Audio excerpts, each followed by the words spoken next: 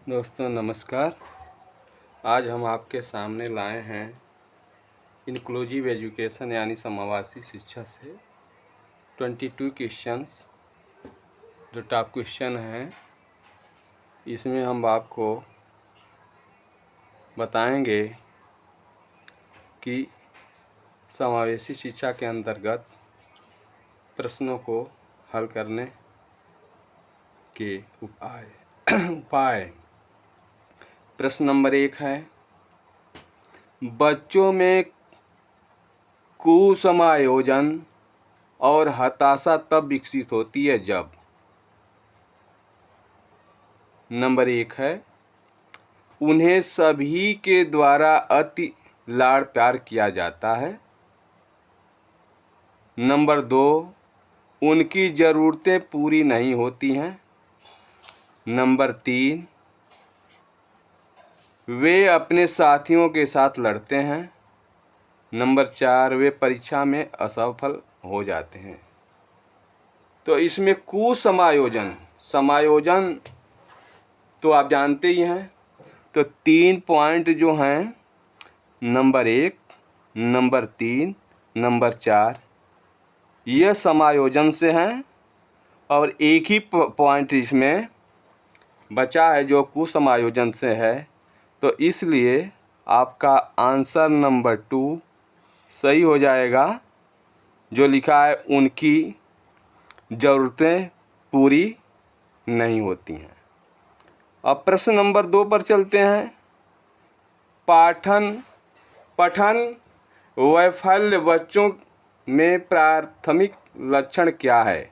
पठन वैफल्य बच्चों के प्राथमिक लक्षण क्या है, इसके बारे में हमें जानकारी प्राप्त करना है।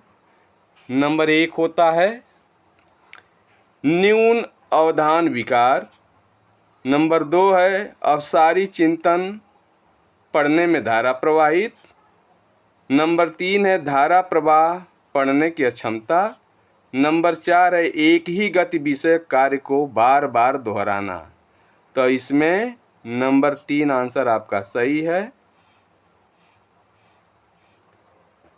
धारा प्रवाह, पढ़ने में अक्षमता, अर्थात पठन वैफल्य वाले जो बच्चे होते हैं वह रुक रुक कर पढ़ते हैं, लगातार कंटिन्यू नहीं पढ़ पाते हैं। अब हम चलते हैं प्रश्न नंबर 3 पे। मानसिक विमर्दित शब्द को किस शब्द के साथ प्रतिस्थापित किया गया है? नंबर 1 है बौद्धिक अयोग्यता। नंबर 2 है मानसिक कमजोरी। नंबर 3 है बौद्धिक पिछड़ापन। नंबर 4 है बौद्धिक प्रतिकूलता। तो इस प्रश्न का सही उत्तर होगा बौद्धिक अयोग्यता, अर्थात ऑप्शन नंबर 1। अब चलते हैं हम प्रश्न नंबर 4 पे। निम्नलिखित में से कौन सी बच्चों में अस्थायी शारीरिक विकलांगता है? जो अस्थायी होती है। पहला आई पॉइंट है, फर्स्ट पॉइंट प्रमस्तिष्कीय पक्षाघात। दूसरा पॉइंट है मांसपेशियां दुर्विकार। तीसरा है बौनापन। तो ऑप्शन नंबर ए में दिया है कि ए और फर्स्ट और सेकंड दोनों, अर्थात प्रमस्तिष्कीय घात और मांसपेशियां दुर्विकार, ये दोनों। सेकंड में दिया है केवल फर्स्ट, प्रमस्तिष्कीय पक्षाघात। थर्ड में दिया है कि फर्स्ट, सेकंड और थर्ड, अर्थात प्रमस्तिष्कीय पक्षाघात, मांसपेशीय दुर्विकार और तीसरा बौनापन। तो हमें सबसे सुटेबल यही लग रहा है, तीनों अस्थाई होते हैं। पॉइंट 4 जो दिया है केवल सेकंड दिया है, तो ये ऐसे ही गलत हो जाएगा। तो ऑप्शन नंबर 3 आपका सही है। क्वेश्चन नंबर 5 पर चलते हैं हम। उस स्थान को पहचानिए जो अलियार जंग श्रवण बाधिकों का राष्ट्रीय संस्थान मुंबई का क्षेत्रीय केंद्र नहीं है।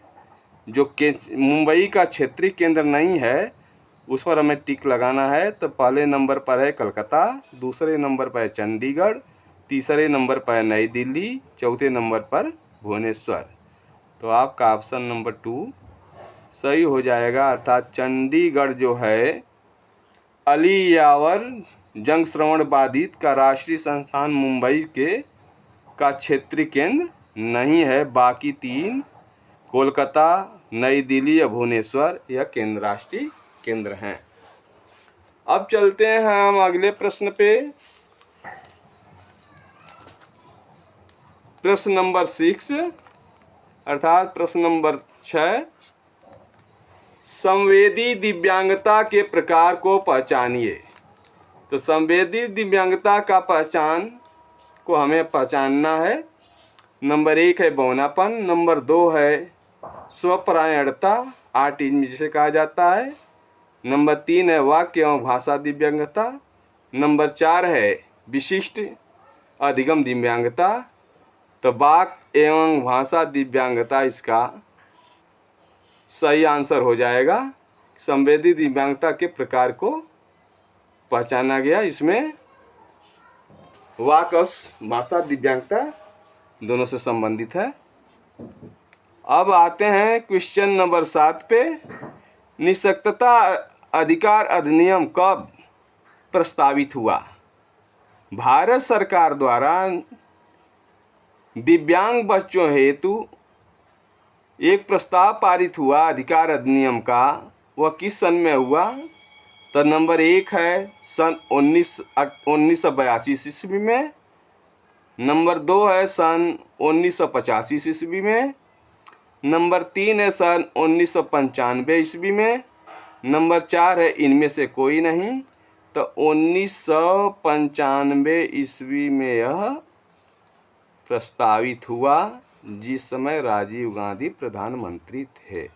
अब अगले प्रश्न पर आते हैं। वर्तमान में दिव्यांगता का प्रकार है, यानी इस समय दिव्यांगता की कितने प्रकार हैं? तो नंबर 1 7, नंबर 2 14, नंबर 3 21, नंबर 4 कि इनमें से कोई नहीं। तो इस समय दिव्यांगता का जो प्रकार है वह 21 प्रकार हो जाएगा। ऑप्शन नंबर 3 आपका सही हो जाएगा। प्रश्न नंबर 9, निम्न दृष्टि का बालक होता है। निम्न दृष्टि का बालक होता है यानी जिसको कम दिखाई देता है, अल्प दृष्टि भी जिसे कहा जाता है। तो इसमें पॉइंट दिया है 6/20। अब 6/20 का मतलब समझ लीजिए, 6/18 का मतलब समझ लीजिए, यानी जिसे कोई सामान्य बालक 20 मीटर की दूरी से देख लेता है किसी वस्तु को, उस वस्तु को देखने के लिए एक निम्न दृष्टि का बालक 6 मीटर की दूरी पर आना पड़ता है। तो इसमें से कौन ऑप्शन सही है? 20 पर सही है कि 60 पर सही है? सामान्य बालक 20 मीटर की दूरी से देखता है कि 60 मीटर की दूरी से देखता है कि 18 मीटर से देखता है? उसको दिव्यांग को देखने के लिए 6 मीटर की दूरी पर आता है। तो इसका आंसर नंबर 2 सही है कि जिसे सामान्य बालक 18 मीटर की दूरी से देखता है, उसे अल्प दृष्टि वाला बालक उस वस्तु को देखने के लिए जिसकी दृश्य क्षमता निम्न हो जाती है, नीची हो जाती है, उसे 6 मीटर की दूरी पर आना होता है। तो ऑप्शन नंबर 2 सही है। अब आते हैं हम वेरी इंपॉर्टेंट क्वेश्चन की तरफ। इंपॉर्टेंट क्वेश्चन है यह, डिसलेक्सिया क्या है? यानी डिसलेक्सिया एक प्रकार का विकार है जो किस प्रकार का है और बच्चों की कौन सी परेशानी होती है तो उनके अंदर विकृत होता है। तो नंबर 1 है एक पठन विकृत है, नंबर 2 है एक लेखन विकृत है, नंबर 3 है एक गणितीय विकृत है, नंबर 4 एक मानसिक विकृत है। तो नंबर 1 जो है डिसलेक्सिया जो होती है वह एक पठन विकृत होती है। ऑप्शन नंबर 1 सही हो जाएगा। अब है क्वेश्चन नंबर 11, डिस्ग्राफिया क्या है? तो नंबर 1 है पठन विकृत, तो ऊपर डिसलेक्सिया में पठन हो गया था तो यह ऑप्शन नहीं होगा, तो यह गलत हो जाएगा। दूसरा लेखन विकृति, गणितीय विकृति, डिस्ग्राफिया, तो यह भी गलत हो जाएगा। अब श्रवण विकृत हो नहीं सकता, तो इसलिए ऑप्शन नंबर आपका 2 सही हो जाएगा। लेखन विकृत है। डिस्ग्राफिया में बच्चे उल्टा भी लिखता है, बी को डी भी पढ़ता है, और लिखते समय भी उलटफेर कर देता है, ऊपर नीचे भी शब्दों को लिख देता है। अब चलते हैं अगले प्रश्न पर। अगला प्रश्न है भारतीय पुनर्वास परिषद से, जिसे RCI कहा जाता है, रिहैबिलिटेशन काउंसिलिंग ऑफ इंडिया, जहां पर दिव्यांगता से संबंधित जो भी स्पेशल एजुकेटर होते हैं उनका रजिस्ट्रेशन होता है। तो भारतीय पुनर्वास परिषद अधिनियम कब लागू हुआ था? तो यह फर्स्ट नंबर पर दिया है 1991 में, सेकेंड नंबर पर दिया है 1992 ईस्वी में, थर्ड नंबर पर दिया है 1995 ईस्वी में, फोर्थ नंबर पर दिया है 1999 ईस्वी में।